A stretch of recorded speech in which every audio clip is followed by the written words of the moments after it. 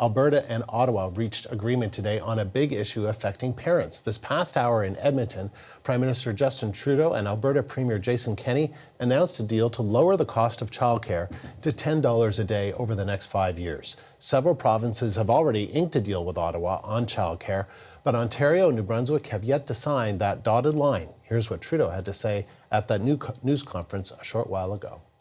The provinces and the federal government don't always get along on everything. And there's always going to be points of disagreement. But I am really, really pleased to be here today with Premier Kenney and the government of Alberta to demonstrate that on the things that matter most to citizens, on the things that matter to the people that we serve, we can get big things done. Within 5 years, $10 a day childcare will be a reality right across the province.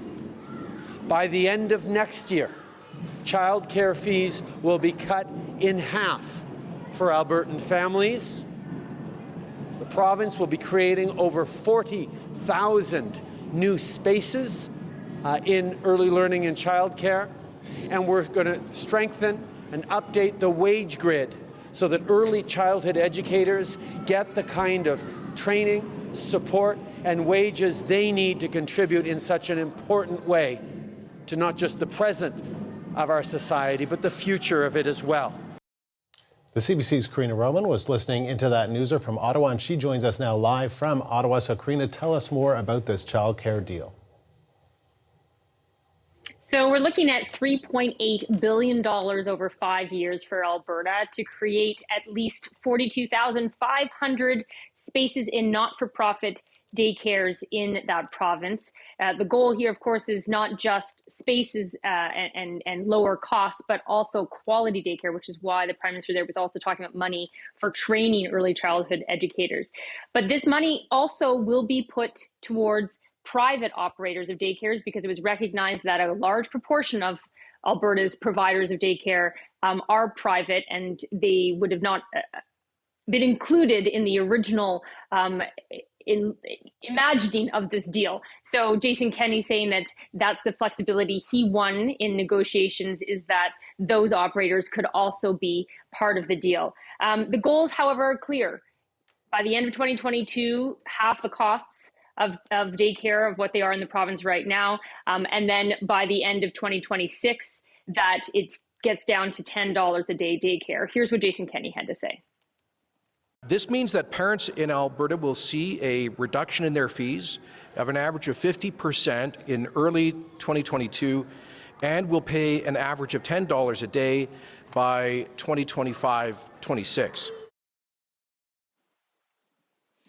Now, Kenney did address the fact that he had originally, back in April, talked about how he wanted a deal like Quebec was getting, which is basically a no strings attached, unconditional, here's your money, go put towards your childcare program.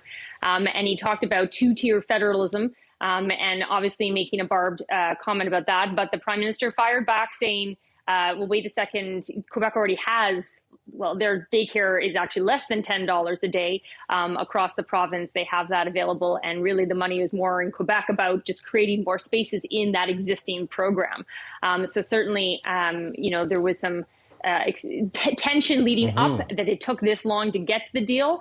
It seems like the tension might still be remaining there, even though they have the deal now. Yeah, because childcare is one issue where the two leaders share some common goals, but even there's some disagreement on that. But there's certainly tension between Justin Trudeau and Jason Kenney on other issues like COVID-19. Lots of criticism leveled at the Alberta Premier on Open for Summer and the disaster and the crisis in the emergency rooms and the ICUs. Then, of course, there's the energy file where there's lots of tension between the federal government and the provincial government. What do they have to say about all that? Yeah, that was definitely a tension-filled news conference. I mean, it's really hard to have these two leaders in the same room announcing the sort of good news deal when they've just spent months firing barbs at each other, whether it was during the election over COVID or more recently, with the whole COP26 agreement and the announcement about emissions caps, which will, of course, directly affect Alberta.